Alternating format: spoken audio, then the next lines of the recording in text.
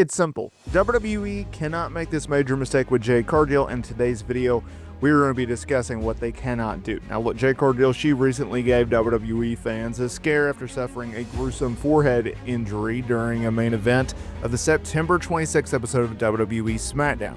The injury, it happened while competing against champion Tiffany Stratton and Nia Jax. Nia Jax decided to throw Jade Cargill face first into some steel steps, because why not?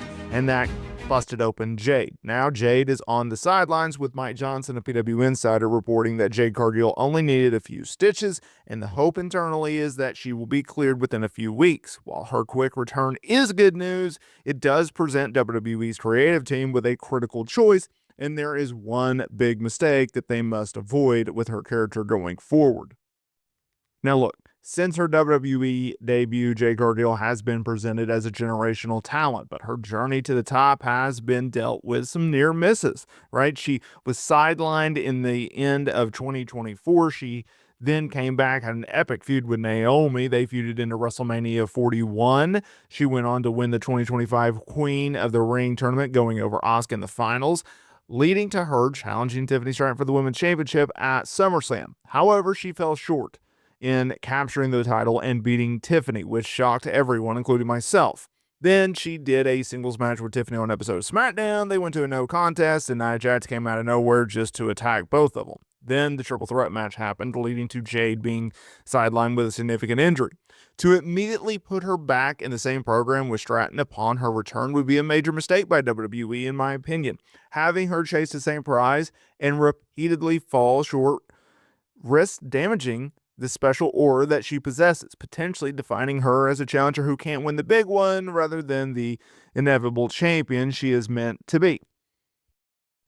The path forward for Jade Cargill upon her return should be one of revenge, not another title shot. The injury she sustained was a direct result of a brutal spot where she was in the position of about to go in for a Samoan drop, only for Nia to toss her face first into the steel steps, causing her to hit the unforgiving metal and busting her open. Now, the logic and most compelling storyline is not with Tiffany Stratton right now for Jade Cargill, but instead it's with the superstar who was directly involved in the incident that left her sidelined and her forehead stitched up. A personal, non-title feud with Nia Jax could allow Jade Cargill to showcase her intensity and dominance yet again, something in which she desperately needs. It also provides a clear, motivated narrative where she can get a definitive big-time win, rebuilding any lost momentum and reminding WWE fans of the force of nature that she is before she re-enters the championship. A lot of people forget, 2024, Nia Jax had a really strong year. She was built up as a champion. She won the Women's Championship, and she was a dominant champion for the most part before losing it in a shocking way to Tiffany Stratton, who cashed in Money in the Bank.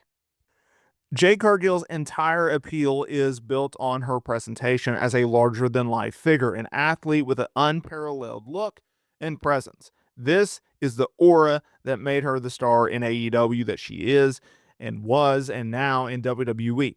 It prompted WWE to sign her to a major contract. Every time that she fails to win a championship, that aura takes a small hit.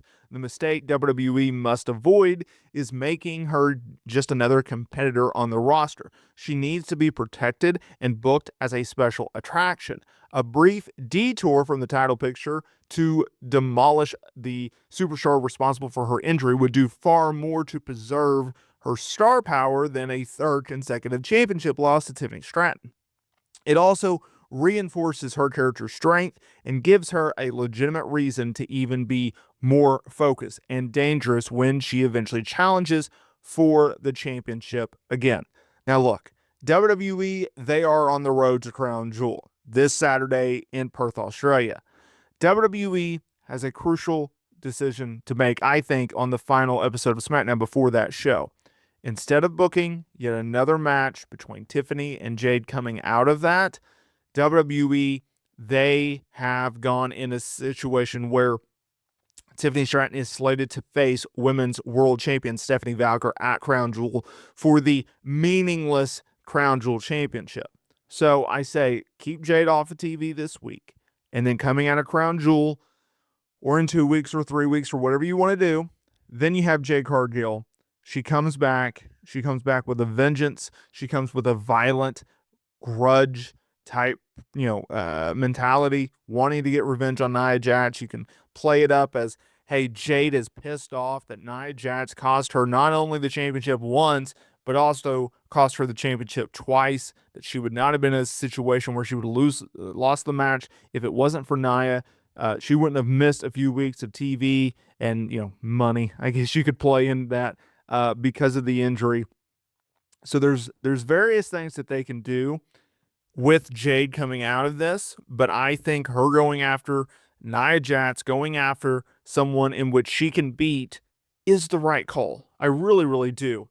And I think if you also look at a situation where, okay, if Nia Jax is someone who WWE looks at and keeps in the title picture, I think that's the right person for Jade to work with, because you want to remind fans, hey, Jade Cargill is going to be a world champion. She's just having a little bit of an adversity, a little bit of a setback. Having her go out there, beat someone like Nia Jax, who is a name, like someone like Nia Jax, who is a former champion, I think would do a lot of good for Jade Cargill. Now, will they end up doing that? I don't know, right? Like you never know quietly, right, with what WWE is going to do. But I think it would be interesting if they actually did so.